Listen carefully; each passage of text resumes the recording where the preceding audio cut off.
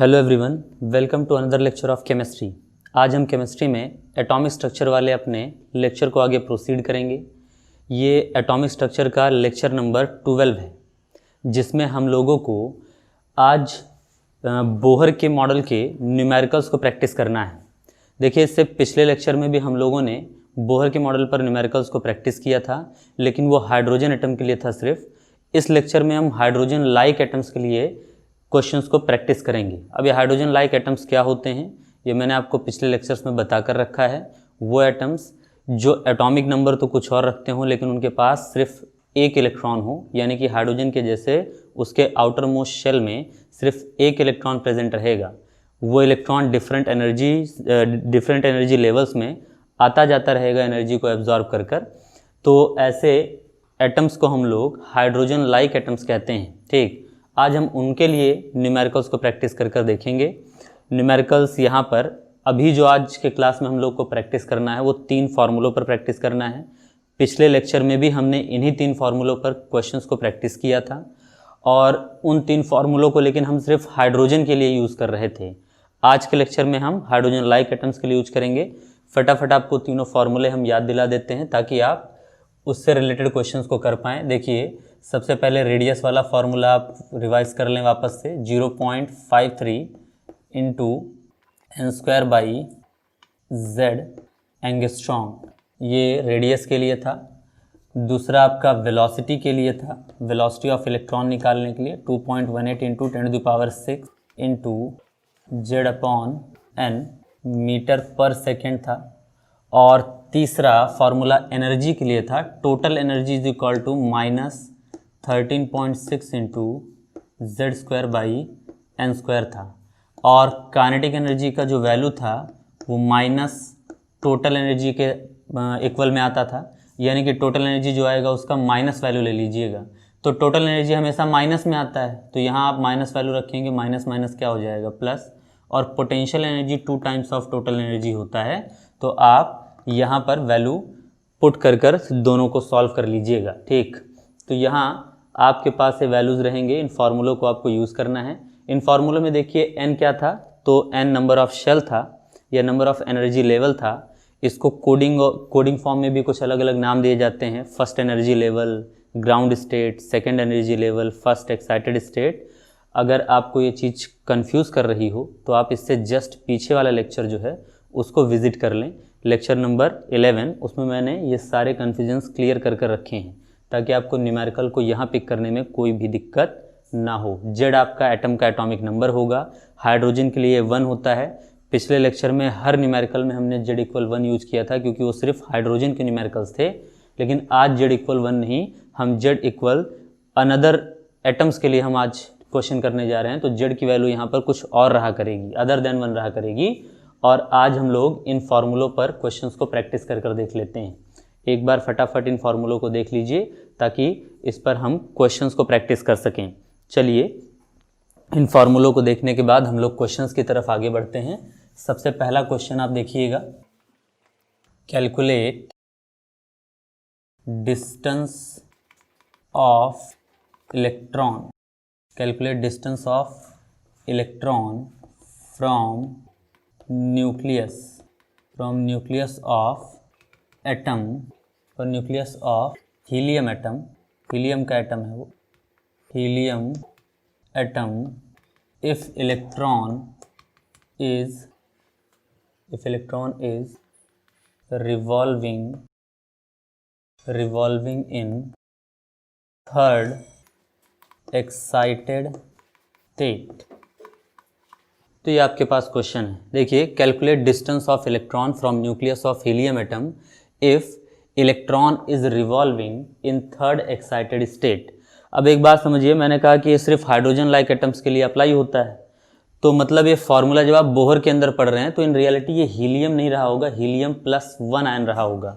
Question में आपको बताया जाए तब भी इसको कंसिडर करिएगा, नहीं बताया जाए तो आप ये एज्यूम कर कर चलिएगा कि ये आयनिक फॉर्म में ही होगा, क्योंकि बोहर का मॉडल सिर्फ और सिर्फ हाइड्रोजन और हाइड्रोजन लाइक एटम्स पर ही एप्लीकेबल होता है। चलिए, आपको क्वेश्चन में क्या क्या दिया है जरा उसको जान लेते हैं। देखिए, हीलियम एटम है तो हीलियम का एटॉमिक नंबर होता है 2, और थर्ड एक्साइटेड स्टेट, तो नंबर ऑफ शेल या नंबर ऑफ एनर्जी लेवल की वैल्यू क्या होगी। देखिए मैंने कहा था जब एक्साइटेड स्टेट लगा रहे तो जो यहाँ थर्ड कह रहा है उससे एक बढ़ा कर लीजिएगा, यानी कि n इक्वल क्या लिया जाएगा 4। अच्छा अगर ये लिखा रहता थर्ड एनर्जी लेवल तो इसको फिर n इक्वल 3 ही लेकर चलते। चलिए हमें कैलकुलेट क्या करने को कहा है, हमें Z2 दिया है, n इक्वल 4 दिया है और हमसे डिस्टेंस पूछा है, यानी कि इन रियलिटी रेडियस पूछ रहा है आपसे उस इलेक्ट्रॉन का जहाँ पर वो रोटेट कर रहा है ना।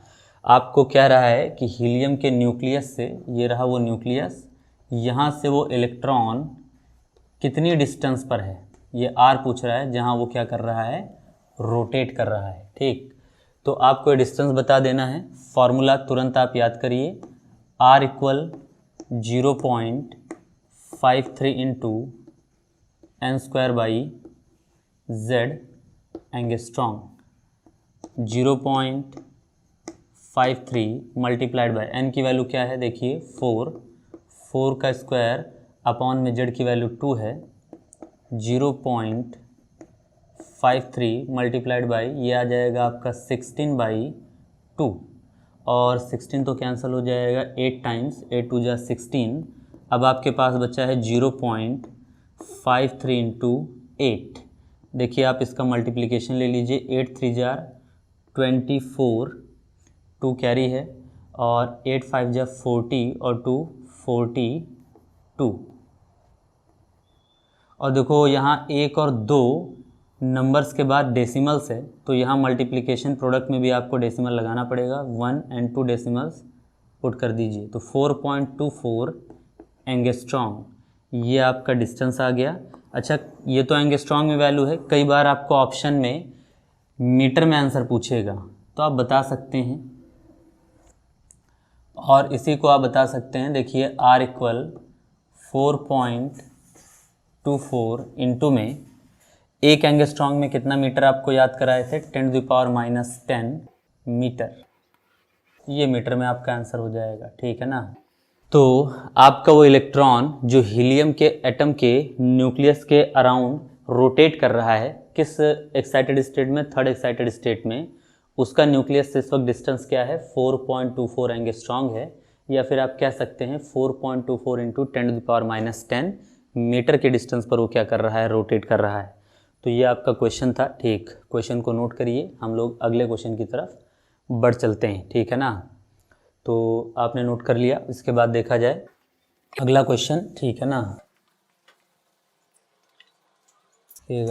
इफ क्वेश्चन है, if electron is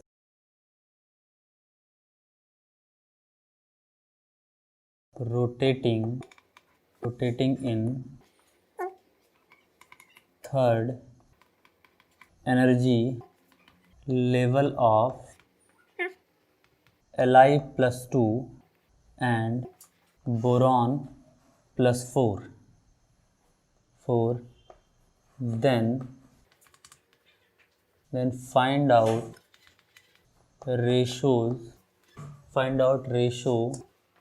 of their velocities। चलिए क्वेश्चन क्या कह रहा है, कह रहा है एक इलेक्ट्रॉन अगर है वो रोटेट कर रहा है, कहाँ रोटेट कर रहा है, थर्ड एनर्जी लेवल में।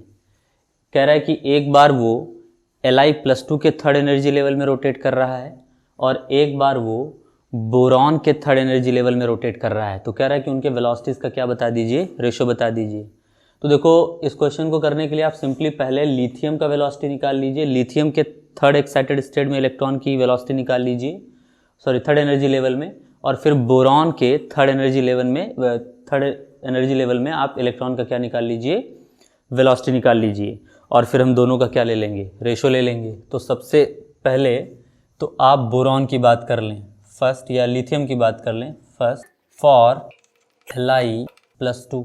तो Li+2 के लिए बताओ Z की वैल्यू क्या होगी, वो होगी 3, क्योंकि लिथियम का एटॉमिक नंबर 3 होता है, और नंबर ऑफ शेल, तो देखो मैंने कहा था अगर एनर्जी लेवल लगा हो तो जो नंबर है वही लीजिएगा, यानी कि n इक्वल भी क्या होगा 3। फिर बताइए वेलोसिटी का फार्मूला क्या बताए थे आपको, 2.18 into 10⁻6 into Z upon n। चलिए 2.18 2.18 इंटू 10⁻6 इंटू जेड की वैल्यू 3 है, एन की वैल्यू भी 3 है, ये कैंसल आउट होगा और आ जाएगा 2.18 इंटू 10⁻6 मीटर पर सेकेंड। ये आपका गया वेलोसिटी फॉर Li+2 और यहाँ पर भी हम लिख देते हैं velocity of Li+2। Lithium ion का थर्ड एनर्जी लेवल में वेलोसिटी कितना आया है 2.18 इंटू 10⁻6 मीटर पर सेकेंड। फिर हम सेकेंड स्टेप अपनाते हैं किसके लिए, फॉर बोरॉन +4। तो देखो बोरॉन के लिए जेड एटॉमिक नंबर कितना होता है 5 और नंबर ऑफ एनर्जी लेवल, तो इसका भी थर्ड एनर्जी लेवल लेना है यानी कि n=3। तो अब आपको यहाँ पर इसकी भी वेलोसिटी निकाल लेनी है। Velocity of boron +4 is equivalent to 2.18 into 10⁻6 into Z/n। चलिए वैल्यू रख दीजिए 2.18 इंटू 10⁻6 इंटू जेड की वैल्यू क्या है 5, एन की वैल्यू क्या है 3। तो ये बोरॉन +4 का क्या है स्पीड है मीटर पर सेकेंड। मैं इसको यहीं पर छोड़ दे रहा हूँ। क्यों ऐसा कर रहा हूँ ज़रा इस पर ध्यान दीजिएगा। अगर आप चाहें तो उसको सॉल्व भी कर सकते हैं, 5 से मल्टीप्लाई कर 3 से डिवाइड कर आप सॉल्व करेंगे, हो जाएगा, उसमें कोई दिक्कत नहीं है। लेकिन दिक्कत ये है कि जब रेशो लेना रहे तो आप हमेशा उन लोगों को बचाने की कोशिश करिए जो सिंपली कैंसल आउट हो सकते हैं। हम क्यों वहाँ पर पहले ही मल्टीप्लिकेशन का मेहनत करें और वापस से यहाँ पर आप डिवीज़न या मल्टीप्लिकेशन के चक्कर में पड़ेंगे। आप सिंपली यहाँ रेशो ले लीजिए और जब आप रेशो ले लेंगे तो ये वाला पार्ट अपने आप क्या हो जाएगा कैंसिल, क्योंकि हमें रेशो ही बताना है। ठीक, तो इसलिए मैं इसको यहीं पर सॉल्व कर छोड़ दे रहा हूँ। और उसके बाद हमसे इन दोनों का रेशो पूछा गया है, तो velocity of lithium +2 to the ratio velocity of boron +4। तो बताओ वेलोसिटी लिथियम का कितना है 2.18 इंटू 10⁻6 होल अपॉन इस बोरॉन +4 की वेलोसिटी क्या आई है 2.18 इंटू 10⁻6 इंटू 5/3। तो देखो ये वाला पूरा पार्ट तो क्या हो जाएगा कैंसिल, 3 पलट कर कहाँ चला जाएगा ऊपर, तो ये क्या आ जाएगा 3/5। अपॉन के अपॉन में है तो पलट कर ऊपर जाएगा, ऊपर गया, ऊपर 3 बचा, नीचे क्या बचा आपका 5। ये velocity of Li+2 upon velocity of boron +4 का क्या है रेशो है। रेशो फॉर्म में अगर आप इसको लिखना चाहें तो लिख सकते हैं velocity of Li+2 to the ratio velocity of boron +4 is equal to 3/5। ये आपका क्या हो गया आंसर हो गया। ठीक, जो हमसे पूछा गया था, हमसे ये पूछा गया था कि इनके वेलोसिटीज़ का क्या बता दीजिए रेशो बता दीजिए, तो ये 3/5 में रहेंगे। ठीक है ना। देखिए ये तो आपने एक तरीका बना लिया कंसेप्चुअली, लेकिन मान लीजिए कि आपको डायरेक्टली इसको सॉल्व करना होता तो क्या करते। तो यहाँ से 2 चीज़ें सीखने की कोशिश करिएगा। क्वेश्चन को थोड़ा आप फास्ट कैसे करेंगे, है ना। ठीक, ये करने का तरीका सीखिए। पहले तो आप इसको नोट कर लीजिए ताकि आप जब भी इसको प्रैक्टिस करें तो आपको एक प्रॉपर वे पता हो कि ये क्वेश्चन को कैसे सॉल्व किया गया है और उसके बाद इसका शॉर्टकट आपको समझ में आ सके, है ना। ठीक, तो ज़रा ध्यान से समझिएगा कि क्वेश्चन लगाने का क्या तरीका रहेगा अगर ऐसा क्वेश्चन आएगा तो। ठीक है ना। तो चलिए यहाँ देख लेते हैं। आप इसको पहले स्क्रीनशॉट लेकर नोट कर लीजिए। तो आप स्क्रीनशॉट अगर ले चुके हो तो फिर हम लोग आगे बढ़ते हैं। देखिए ऐसे क्वेश्चन को सेम क्वेश्चन रखिएगा, यही क्वेश्चन हम रखेंगे और इस क्वेश्चन को आप नोट डाउन कर अपने पास रखे रहिएगा। इसको देखिए सॉल्व करने के लिए आपको तरीका बताते हैं। सबसे पहले for ratio questions on velocity, अगर वेलोसिटी के ऊपर आपका रेशो क्वेश्चन आए तो आप क्या करेंगे ज़रा समझिएगा। सिंपली आपको क्या करना है v1/v2, मतलब जिन 2 एटम्स का वेलोसिटी आपको कंपेयर करना है उसको ऐसे रखिएगा v1/v2 is equal to z1/z2 into में n2/n1। ठीक, आपको ये सिंपली फार्मूला यूज़ कर लेना है। ठीक, इससे आपका आंसर डायरेक्ट आ जाया करेगा। जहाँ z क्या है एटम का एटॉमिक नंबर, n क्या है, नंबर ऑफ शेल या एनर्जी लेवल। ठीक, आप पिछला ही क्वेश्चन देखिए, अगर इस फॉर्मूले को यूज़ करें तो क्या हमें आंसर तुरंत मिल सकता है? बिल्कुल मिल जाएगा।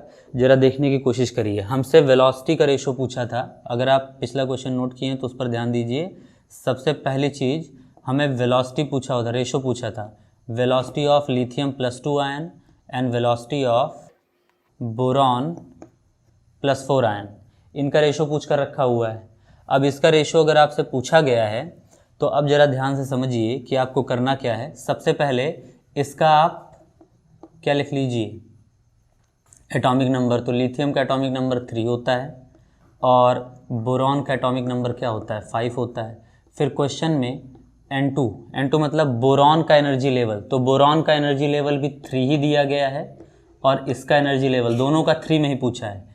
अच्छा, पिछले वाले क्वेश्चन में सेम एनर्जी लेवल में पूछ लिए थे। कई क्वेश्चन होते हैं जिनमें अलग अलग एनर्जी लेवल के लिए पूछा जाएगा, तब N2 N1 की वैल्यू क्या हो जाएगी, अलग हो जाएगी।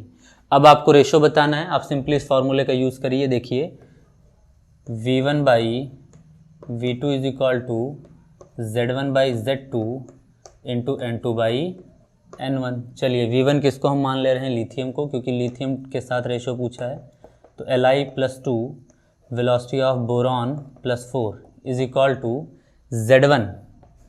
तो Z1 मतलब एटॉमिक नंबर ऑफ, या आप यहाँ पर लिख सकते हैं Z1 कितना दिया है, 3 दिया है। Z2 क्या दिया है, 5 दिया है। और आपका नंबर ऑफ शेल सेकंड भी 3 दिया है और फर्स्ट भी 3 दिया है, तो 3 से 3 कैंसिल हो जाएगा और आपको सीधा आंसर मिल जाएगा lithium +2 upon is equal to 3:5। तो आपको ये फार्मूला याद रखना है इम्पॉर्टेंट फॉर्म पर, इस पर आप कई सारे क्वेश्चंस फटाफट कर सकते हैं। ठीक, चलिए इसी पर हम लोग एक अगला क्वेश्चन प्रैक्टिस कर कर देखते हैं, लेकिन उसमें हम लोग नंबर ऑफ शेल भी क्या लेंगे, अलग अलग लेंगे। फार्मूला आप नोट कर लीजिए। इस पर एक अगला क्वेश्चन और हम लोग प्रैक्टिस कर लेते हैं रेशो फॉर्म के ऊपर। ठीक, देखिए an electron is revolving in second excited state of helium plus ion and fifth energy level of B beryllium +3 ion. Find out ratio of their velocities। उनके velocities का क्या बता दीजिए, रेशो बता दीजिए। ठीक है ना, तो देखो फटाफट इस क्वेश्चन को करिए आप। सबसे पहले लिख लीजिए कौन कौन सा एटम दिया गया है। तो देखिए एटम एक दिया है आपको हीलियम +2 आयन के फॉर्म में और दूसरा दिया है बेरिलियम +3 आयन के फॉर्म में। चलिए इसका फटाक से लिखिए। इसको हम फर्स्ट मान लेते हैं, इसको सेकंड मान लेते हैं। तो देखो Z1 कितना हो जाएगा आपका, देखो नंबरिंग भी कर लिया करो ताकि आपको कन्फ्यूज़न ना रहे, फर्स्ट सेकंड। तो फर्स्ट वाले का एटॉमिक नंबर Z1 की वैल्यू, हीलियम का एटॉमिक नंबर होता है 2, Z2 की वैल्यू क्या 4, बेरिलियम का होता है 4। तुरंत यहाँ पर लिखिए N1 और यहाँ लिखिए N2। ठीक है ना, N1 की वैल्यू क्या होगी ज़रा बताइए। हीलियम के किस उसमें कहा है, तो हीलियम के सेकेंड एक्साइटेड स्टेट में, एक्साइटेड स्टेट लगा रहेगा तो जो नंबर है उससे एक बड़ा, सेकेंड है तो क्या लिखेंगे 3rd।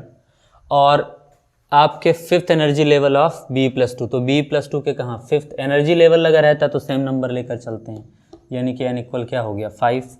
फटाक से आप फार्मूला लगा दीजिए। फार्मूला था V1/V2 is equal to Z1/Z2 into में N2/N1। तो आपको तुरंत यहाँ बता देना है, ठीक है ना, कि रेशो क्या होगा। तो देखो V1 किसको माने हैं, हीलियम को, तो velocity of He plus ratio velocity of beryllium +3, इसका हमें रेशो बताना है। Z1 की वैल्यू रख दीजिए भैया 2 है, Z2 की वैल्यू क्या है 4 है, इंटू N2 की वैल्यू क्या है 5 है और N1 की वैल्यू क्या है 3 है। ठीक है ना, तो ये तो कट जाएगा कितनी बार 2 टाइम्स, और देखो 3 2 जार क्या हो जाएगा 6। तो velocity of helium plus to the ratio velocity of beryllium +3 is equal to, ऊपर तो 5 बचना है और नीचे क्या बचना है, 3 2 6, यानी कि velocity of helium plus ratio velocity of beryllium +3 is equal to 5:6। ये आपका आंसर आ गया। तो देखिए, आप इस फॉर्मूले को अगर याद रखेंगे तो आप इस टाइप के रेशो वाले क्वेश्चंस को बहुत इजीली पिक कर पाएंगे। पहला क्वेश्चन मैंने वैसे इसलिए दिखा दिया था ताकि आपको कंसेप्चुअली पता रहे कि ऐसे टाइप के क्वेश्चन कैसे सॉल्व किए जाते हैं, और इस फॉर्म में अगर आपको क्वेश्चन मिलेगा तो अब रेशो वाले क्वेश्चंस वेलोसिटी कैसे किया करिएगा। चलिए अगले टाइप के क्वेश्चन पर हम लोग बढ़ते हैं और आगे चलते हैं, ठीक है ना। देखिए अगला क्वेश्चन हम लोग ट्राई करते हैं। अगला क्वेश्चन आपसे कहा जा रहा है, इफ़ इलेक्ट्रॉन हैव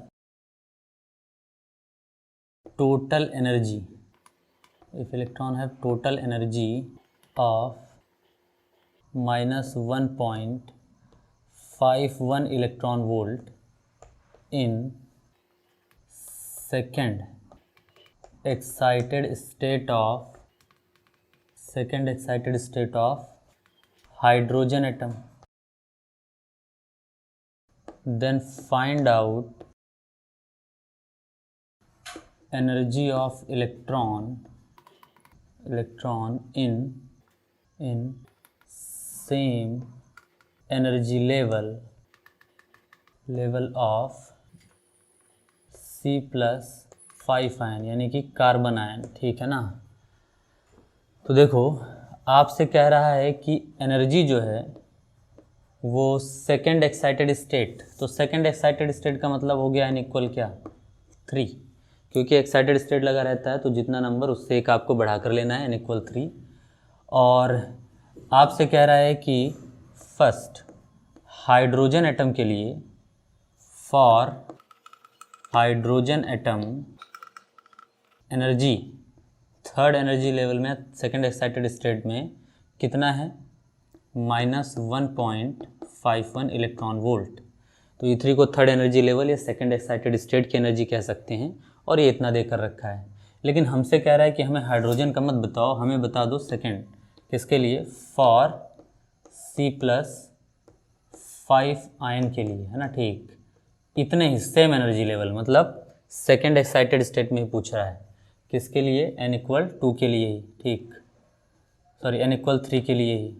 लेकिन कार्बन का एटॉमिक नंबर क्या होगा, वो होगा 6। तो देखिए आप एनर्जी का फार्मूला यहाँ लगा दीजिए। इन रियलिटी इसमें आप चाहें तो इसको नेगलेक्ट भी कर सकते हैं, इसका कोई काम नहीं है, और इसको यूज़ भी कर सकते हैं, दोनों चीज़ें हैं। आप चाहें तो इस क्वेश्चन को इसके बिना भी लगा सकते हैं, और चाहे तो उसको यूज़ भी कर सकते हैं। कैसे, ज़रा देखिएगा, दोनों तरीके से आपको बताते हैं। सबसे पहले तो हमें E3 निकालना है कार्बन में, -13.6 इंटू Z² अपॉन क्या होता है, n²। चलिए देखिए, पहले तो आप इसको यूज़ करिए।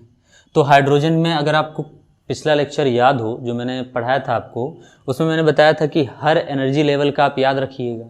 तो इन रियलिटी हाइड्रोजन में थर्ड एनर्जी लेवल की वैल्यू किसके लिए आई होगी, उसका Z1 था, आपने 1 रखा होगा, n यही रखा होगा 3, तो आंसर मिला है।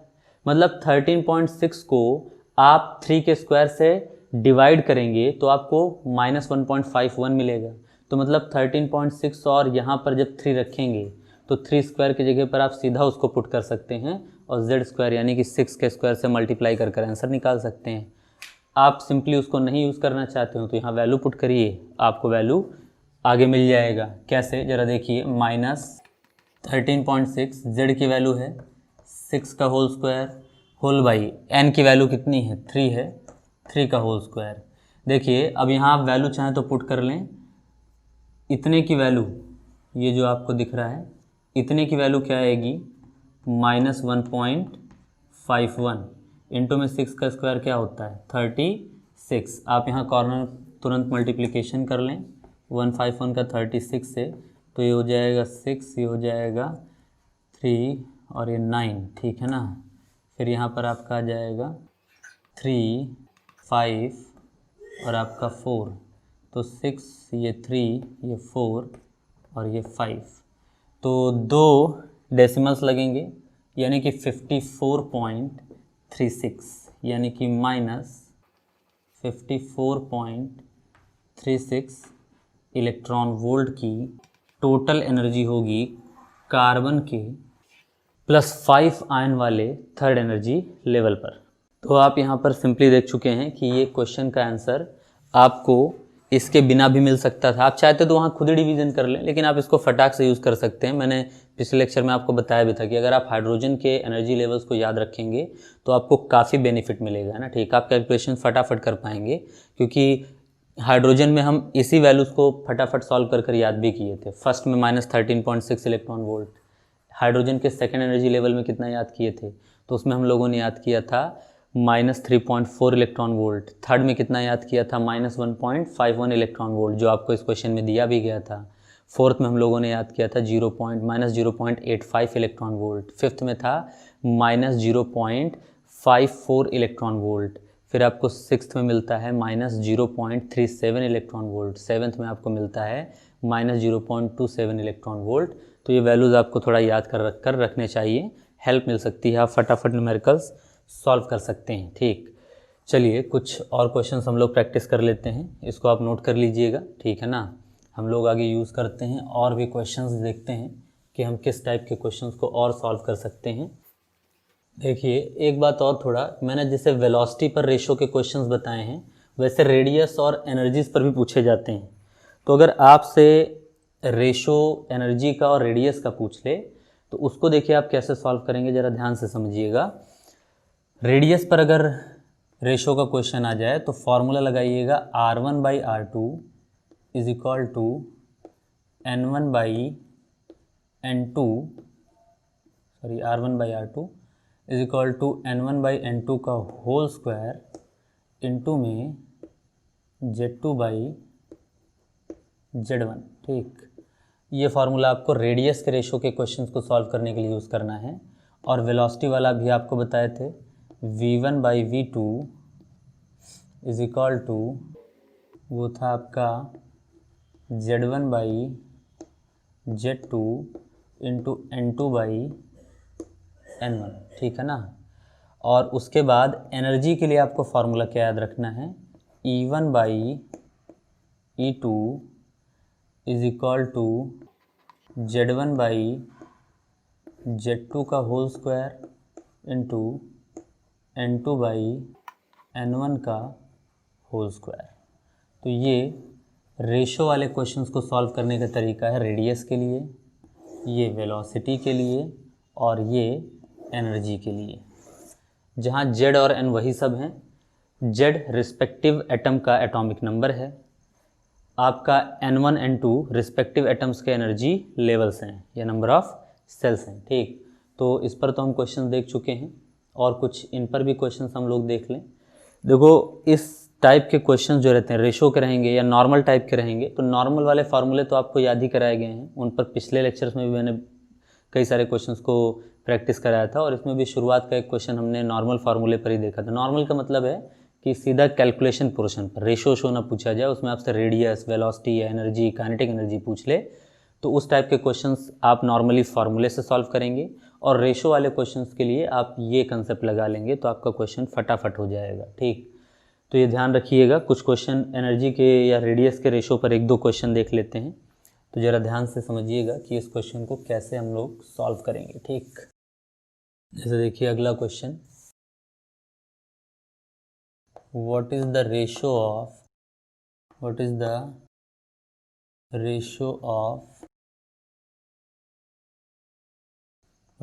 of energy for electron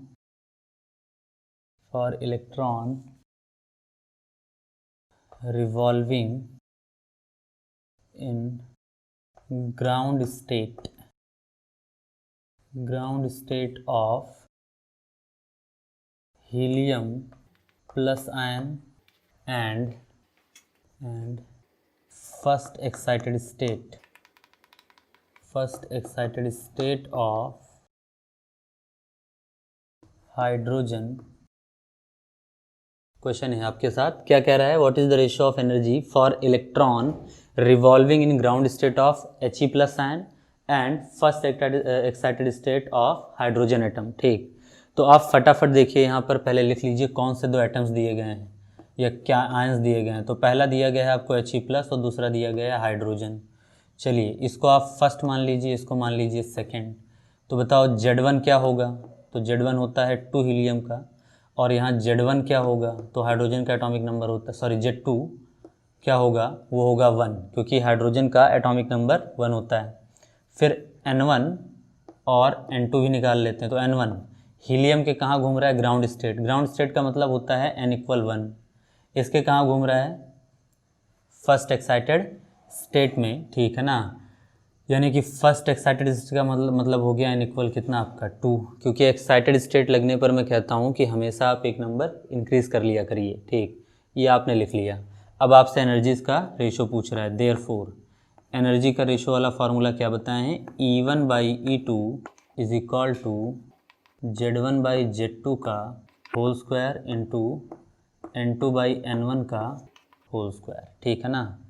अब आपको फटाफट यहाँ E1 किसको माने? हीलियम को, यानी कि energy of He+ divided by E2 energy of hydrogen atom. चलिए Z1 कितना है? 2 है, और Z2 कितना है? 1 है।